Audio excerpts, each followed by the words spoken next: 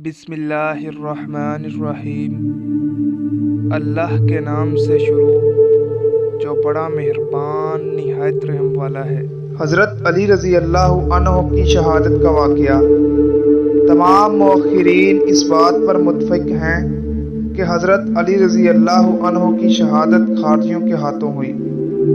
یہ وہی گروہ ہے جو حضرت عثمان رضی اللہ عنہ کے قاتلوں میں شامل تھا۔ بعد میں اس پارٹی میں اختلافات پیدا ہو گئے اور خارجیوں نے اپنی علیحدہ پارٹی بنا لی۔ باقی پارٹی کے بقیہ ارکان بدستور حضرت علی رضی اللہ عنہ کے گرد و پیش موجود رہے، تاہم ان کی طاقت کمزور ہو چکی تھی۔ خارجیوں کو جنگ نہروان میں شدید نقصان کا سامنا کرنا پڑا اور ان کے بڑے بڑے سردار اس جنگ میں قتل کر دیے گئے۔ 3 خارجی ابن ملجم، برق بن عبداللہ اور عمرو بن بکر تینوں اکٹھے ہوئے اور انہوں نے منصوبہ بنا لیا کہ حضرت علی، معاویہ اور عمرو بن عاص رضی اللہ عنہ کو ایک ہی رات میں قتل کر دیا جائے۔ انہوں نے اپنی طرف سے اپنی جانوں کو اللہ تعالیٰ کے ہاتھوں فروخت کیا، خودکش حملے کا ارادہ کیا اور تلواریں زہر میں بجھا ڈالی۔ ابن ملجم کوفہ آ کر دیگر خارجیوں سے ملا جو خاموشی سے مسلمانوں کے درمیان رہ رہے تھے۔ اس کی ملاقات ایک حسین عورت قطامہ سے ہو گئی جس کے باپ اور بھائی جنگ نہروان میں مارے گئے تھے۔ ابن ملجم اس کے حسن پر فخر فتح ہو گیا اور اس کو نکاح کا پیغام بھیجا۔ قطامہ نے نکاح کی شرط یہ رکھی کہ حضرت علی رضی اللہ عنہ کو قتل کر دیا جائے۔ ایک خارجی شبیب نے ابن ملجم کو روکا اور حضرت علی رضی اللہ عنہ کی اسلام کے لیے خدمات کا حوالہ دیا، لیکن ابن ملجم نے اس کو قائل کر لیا۔ اس نے نہایت سادہ منصوبہ بنایا اور صبح کی تاریکی میں چھپ کر بیٹھ گیا۔ حضرت علی رضی اللہ عنہ فجر کی نماز کے لیے مسجد میں آ رہے تھے۔ آپ مسجد میں داخل ہوئے اور جیسے ہی نماز شروع کر دی، عین سجدے کی حالت میں ابن ملجم نے آپ پر حملہ کر کے آپ کو شدید زخمی کر دیا۔ اس کے بقیہ 2 ساتھی جو حضرت معاویہ اور عمرو رضی اللہ عنہ کو شہید کرنے روانہ ہوئے تھے وہ ناکام رہے۔ برق بن عبداللہ جو حضرت معاویہ رضی اللہ عنہ کو شہید کرنے گیا تھا انہیں زخمی کرنے میں کامیاب ہو گیا، لیکن انہوں نے اس کو پکڑ لیا اور حضرت عمرو بن عاص رضی اللہ عنہ اس دن بیمار تھے۔ اس وجہ سے انہوں نے فجر کی نماز پڑھانے کے لیے خارجہ بن حذافہ رضی اللہ عنہ کو مقرر کیا تھا۔ خارجی عمر بن بکر نے عمرو بن عاص رضی اللہ عنہ کے دھوکے میں حذافہ کو شہید کر دیا۔ اس کے بعد وہ گرفتار ہوا اور مارا گیا۔ یہاں پر اہل بیت کے اعلیٰ اخلاق کی مثال دنیا میں کہیں نہیں ملتی۔ لوگوں نے حضرت علی رضی اللہ عنہ کے قاتل کو پکڑ لیا اور آپ رضی اللہ تعالیٰ عنہ فرماتے ہیں، اے لوگو، یہ مہمان ہے، اس کا اچھی طرح خیال کرو، اس کو کھانا کھلاؤ، اس کو نرم بستر دو اور اس کی خدمت کرو۔ پھر فرمایا، اگر میں زندہ رہا تو میں خود فیصلہ کروں گا کہ میں اسے چھوڑ دوں یا پھر قتل کر دوں، لیکن اگر میں شہید ہو گیا تو میری درخواست ہے کہ اسے معاف کر دیا جائے۔ معاف کر دو تو اچھی بات ہے، لیکن تم اس سے بدلہ لینا چاہتے ہو تو بس ایک ہی وار میں اس کا کام تمام کر دینا، اس کو اذیتوں اور تکلیفوں سے موت مت دینا۔ اپنے آخری وقت میں اس آدمی کے لیے وصیت ہو رہی ہے جس نے آپ پر قاتلانہ حملہ کیا ہے۔ یہ اعلیٰ اخلاق اہل بیت کا ہے۔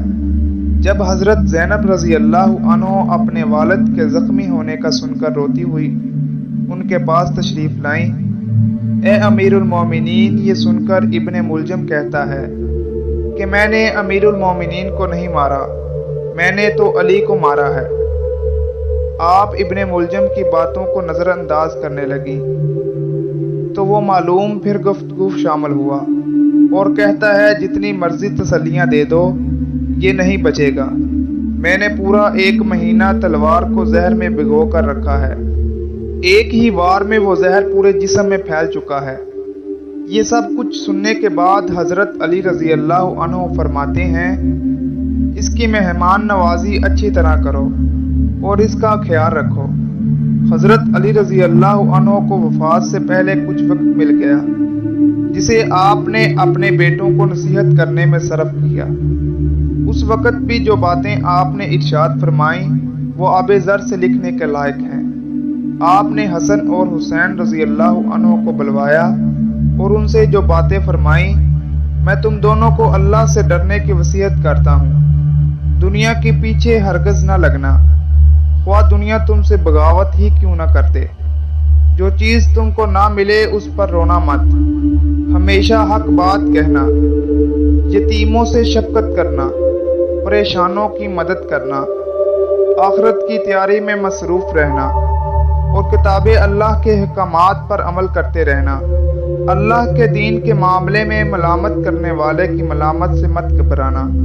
میں تمہیں اس بات کی وصیت کرتا ہوں کہ صرف اسلام ہی کی حالت میں جان دینا۔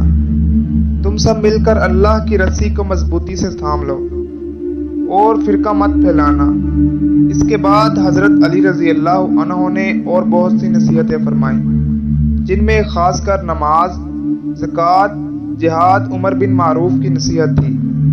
جب حضرت علی رضی اللہ عنہ کی شہادت کے بعد ابن ملجم نے حضرت حسن کو طلب کیا اور فرمایا کہ آپ مجھے ایک اچھا کام کرنے دیں گے؟ وہ یہ ہے کہ میں نے اللہ سے عہد کیا تھا اور میں اسے ضرور پورا کرنا چاہتا ہوں۔ وہ عہد میں نے حکیم خانہ کعبہ کے قریب کیا تھا کہ میں علی اور معاویہ دونوں کو قتل کروں گا یا خود اس کوشش میں مارا جاؤں گا۔ اگر آپ مجھے چاہیں تو چھوڑ دیں تاکہ میں معاویہ کو قتل کر دوں۔ میں آپ سے اللہ کے نام پر وعدہ کرتا ہوں، اگر میں انہیں قتل نہ کر سکا یا قتل کر کے زندہ بچ گیا تو آپ کے پاس آ کر آپ کے ہاتھ میں اپنا ہاتھ دے دوں گا۔ حضرت حسن رضی اللہ عنہ نے فرمایا، اس کام کے لیے تمہیں ہرگز نہ چھوڑوں گا کہ تم آگ کو اور بھڑکا دو گے۔ اس کے بعد ابن ملجم کو قتل کر دیا گیا۔ حضرت علی رضی اللہ عنہ کی شہادت کے وقت صحابہ اکرام 3 حصوں میں تقسیم تھے۔ ایک مختصر گروہ حضرت علی رضی اللہ عنہ کے ساتھ تھا۔ اگر حضرت علی رضی اللہ عنہ کچھ عرصہ اور رہتے تو وہ یہ کام کر گزرتے، لیکن اللہ تعالیٰ نے یہ سعادت آپ کے بیٹے حضرت حسن رضی اللہ عنہ کے لیے لکھی تھی، جن کے بارے میں رسول اللہ صلی اللہ علیہ وسلم نے فرمایا، میرا یہ بیٹا سردار ہے اور امید ہے کہ اللہ اس کے ذریعے مسلمانوں کے 2 گروہوں میں صلح کروائے گا۔ آپ نے 6 ماہ کے اندر حضرت معاویہ رضی اللہ عنہ سے اتحاد کر کے اپنے نانا اور والد کے مشن کو پورا کیا۔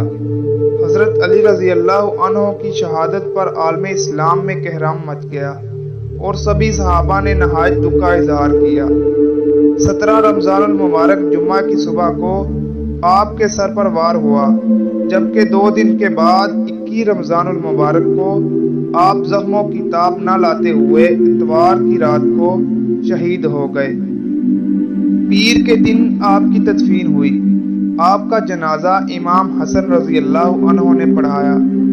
اللہ کی آپ پر لاکھوں کروڑوں رحمتیں نازل ہوں۔